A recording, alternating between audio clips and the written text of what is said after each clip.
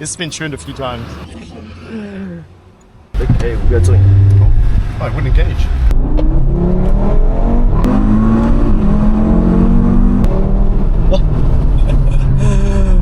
Holy shit. It pulls hard. Now, welcome to Aftermarket, and this is my Audi RS3 that I purchased about more than a week ago, and I've been driving it for a bit. Now, for those who are new to the channel, I recently bought this bottom of the barrel on the cheaper and higher mileage Audi RS3, and when I bought it, it has done 116,000 kilometers. I've driven about 1,000 kilometers, drove from Sydney down to Melbourne, and just yesterday we actually did a service, looked through the whole car. The whole car actually looks really good. I didn't buy a lemon. This is actually a really good condition car, and it just felt really numb. I have my fair share of experiences driving high-performance cars. Now, out of the box, it is actually a really good car if you are just getting into this kind of cars, and if you purchase one of these. Now, out of the box, they are decent and they are actually really fast, but to me, I want something more. I want something a little bit more aggressive. Now, less than 24 hours doing the minor service, I decided to get a stage 1 tune. So today, we are going to visit SV Motorsports. He's my mechanic and he's a awesome tuner. And today, we are going to talk to him about the differences between off-the-shelf tune. We're going to ask his opinion on what he thinks. And then versus his custom tunes. So today we are gonna do a stage 1 ECU and TCU tune, and there are also things that I don't like about this car that I would like to get it coded out. Example, the exhaust flaps on this car, the soft limiter, you cannot actually rev past 4,000 RPM while it's on park and on neutral, and basically waking the beast. So with that being said, let's hit the road. It's my last day driving this car stock. Stock as it is, like it is fast, and I can't wait to see how much faster it would be. I'm here with Maddie, and we're gonna start the process of doing the tune. He basically poisoned me yesterday. Got my butt itchy with that S3 there.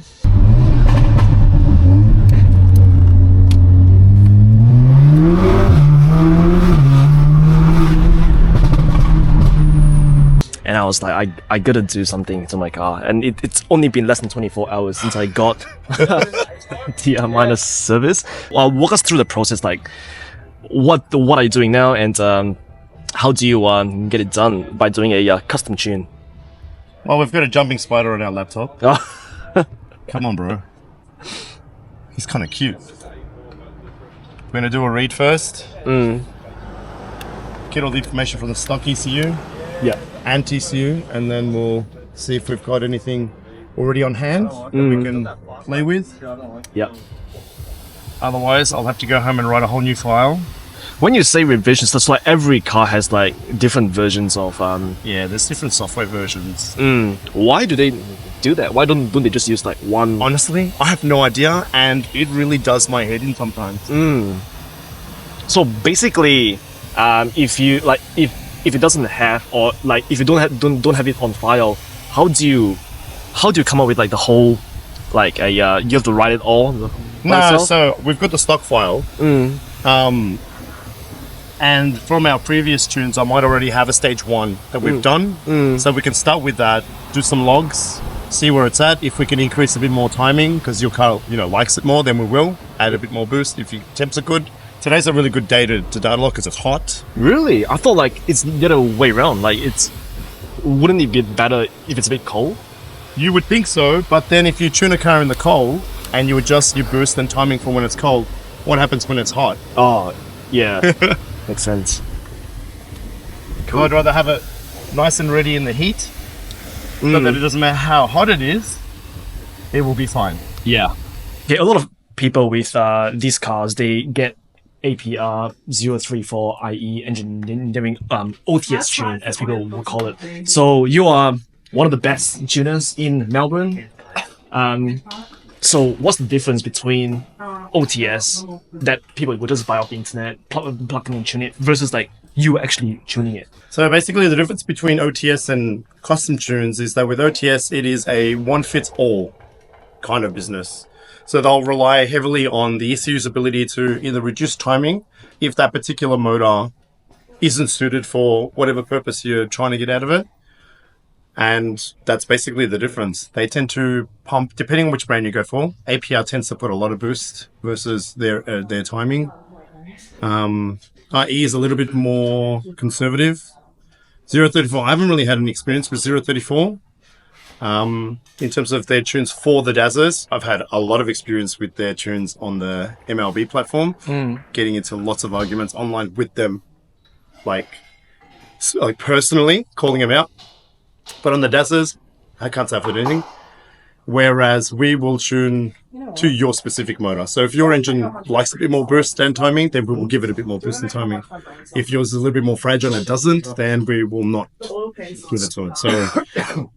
So do you recommend? It's safer. So people would like. So you highly recommend people to basically come to shops like yours to get custom tune. Yeah. Versus like get it off the shelf. Yeah, basically. Because then you'll know that the software that's on your car is specifically for your car. It's not a tune that every other car has. Like if you've got an APR Stage 1, cool. So there's another 10,000 other cars. You're not very unique. It might not be very safe for your car. Who knows?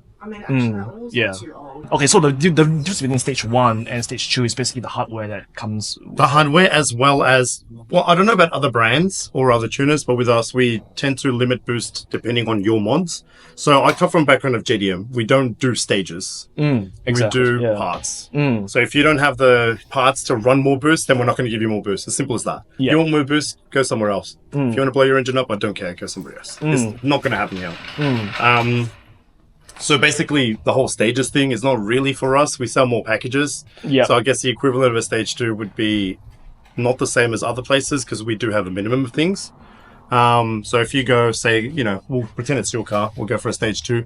We generally won't run the typical 1.8 bar on your particular setup if you got only a downpipe, only an intake, because you've still got the factory cooler. So why would we want to stress your engine out that much when you don't have adequate cooling? So we'll probably sit yours at about the 1.5, 1.6 bar mark. Do extensive data logs to make sure that the intake temps don't go crazy, don't go out of control. If they do, we'll lower it. Because again, not all cars are the same, not all intercoolers are the same. Yours might have more oil coating throughout the inside, which will limit the way it cools. You might not want boost. I'm not sure if your audience is aware, but we've done Golf R-Swap in Australia. It's the first wagon that anyone's ever done, and I'm pretty sure it's the only one in Victoria as well. Well, obviously it's the only one in Australia, but I don't think anyone else in Victoria is doing these swaps apart from us. We've got another one in the corner, but it's for a Mark 6. We'll get into that another time.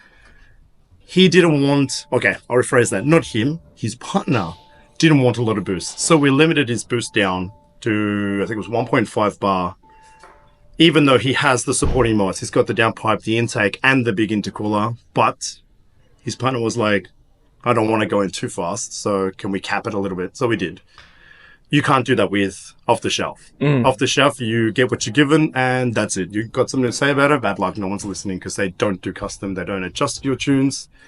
Bad luck. Okay, so basically, to be safe, and if people want to squeeze more power based on what sporting mods and what they want, they should just get custom tune. Yeah, because no matter what mods you've got, we'll tailor it to your car. If you've got an intercooler, cool, we'll add more boost. You don't have an intercooler, we're not going to add more boost. It'll keep it safer. That way we keep our engine failures to 0. Okay. Have you had any engine failures from the tune? Okay, that's good. That is good to know. Not yet. Surprisingly though, because I do push my own vehicles quite hard with the tunes, and I'm surprised that they are still sticking together.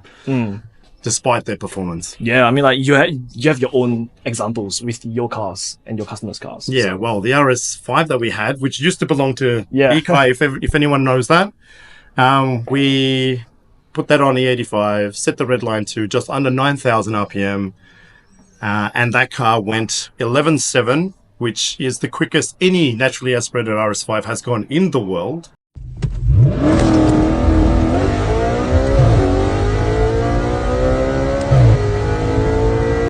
And despite sitting at significantly higher red line than it does from factory, with piston speeds going way past where they should be, still stuck together. Not a problem. And I did what, 30, 40,000 kilometers on that setup, and it's perfectly fine. So I think that's testament to our work here. Awesome. Good to know. All right, so now we're going to do a base run. And what does a base run do? Okay, so with the base run, we're going to take this stock RS3 and run it through an 80 to 120 in third gear, just to see how it behaves when it's factory. So why is 80 to 120? 80 120 is a good run for most cars, as it sits them in the middle of the rev range, generally to the top end, where your turbo is spooled, and it gives like a good baseline on how the turbo torque level performs Because as a whole. Right, because I know like you use a lot of 80 to 20. That's the benchmark that you use for basically most of, like, if not all of your cars, like at the shop. Well, the 80 to 120 is used by a lot of journalists as well, because that's your overtaking parameters. Generally, when you're going to overtake a car on the freeway or wherever, generally you're going to be 80, below 80, you're going to floor it, you know, overtake. By the time you've done overtaking, generally you're doing over 120. So we've got enough space now, so let's go for a spin. Let's go.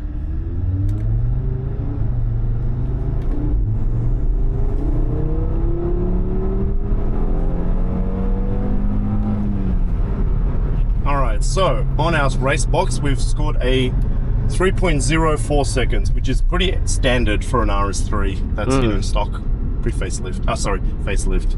The pre-facelifts are pretty slow. What does a pre-facelift does? About 3.2, 3.3. Oh wow. So the AMG does 1.91.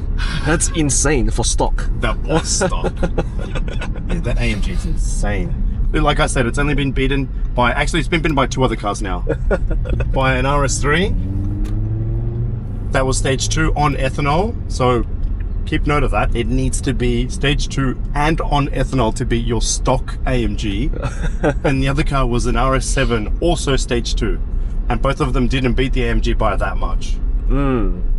If the AMG was tuned, can you imagine? Oh my God. Yeah, it's insane. So we're just going to try it real quick. It's the 0 to 100.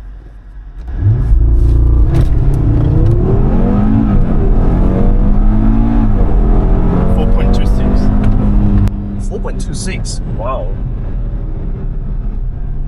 That's pretty good. That's pretty good for stock. It is very good for stock. It's actually a little bit quicker than what we normally record with these when they're standard. Could be the hot temperatures, having the tires grip a little better. Alright, so I just found out like this car has been tuned before, and what does it say? On the sectors, it's been written to 11, 8, 7, 7, 7. It's been tuned a few times. Oh wow.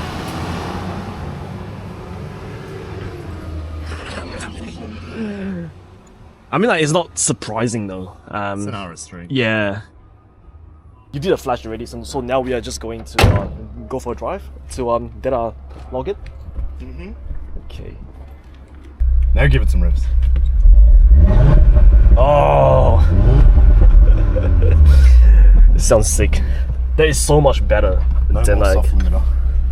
So now with the TCU tune, we'll do like, so now we are doing a 80 to 120. Yeah. Okay.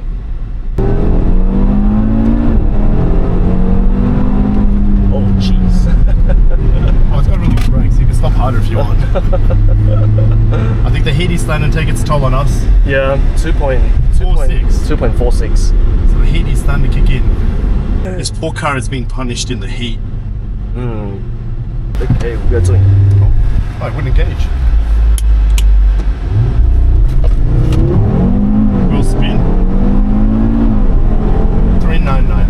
399. That is insane. That is insane for a for stage 1 and TCU. Before the TCU, it was like 401 with no wheel spin. Now with wheel spin, and we're getting 399. Yep. All right, going for the first drive after the tune.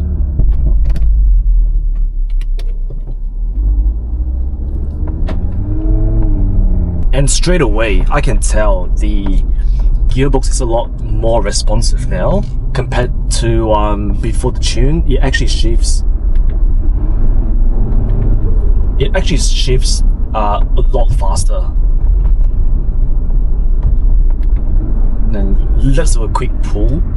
And now it's 33 degrees now, and it's actually really hot.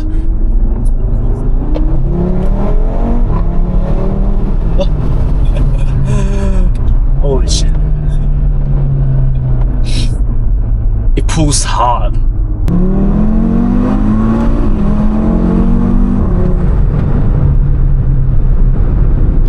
Man, like the gearbox is so much better, and it actually pulls a lot harder now. And it's kind of nice to see like the red line has increased from just under 7,000 RPM, and now it's like at 7,200 RPM. And yeah, and the car just like it is like based on the times that we have locked. It has a huge significant improvements. Now 3.99 seconds 0 to 100. Now factory officially they reported to be 4.1 seconds, but in real life they don't actually hit 4.1 seconds 0 to 100. After we tuned it and after we did the TCU tune, now it's 3.99 on a really hot weather. Now I'm really happy with that. Now the problem with these cars is like it is too refined. It feels a bit numb, and it's something that I think is really good out of the box. But even though this is insanely fast, it doesn't have like it doesn't give you that raw feeling like my Proton build. My Proton build it feels extremely raw, and this has a completely different feeling. It feels way too refined. It's fast. And now I don't even know what I'm gonna do with this car now. Like it doesn't give me enough dramas to actually make decent content from. But I think this is gonna be my daily, at least for now. And then I'll get other hoopties that is worth filming and have that drama on, so that way I can actually make some decent content. So for now, I hope you guys enjoy this video. Thank you guys so much for watching. Now if you like this video, be sure to show us some support by liking, subscribe, hit the bell, you know the drill. Let me know down in the comments, and I will see you guys next time. Thank you so much for watching.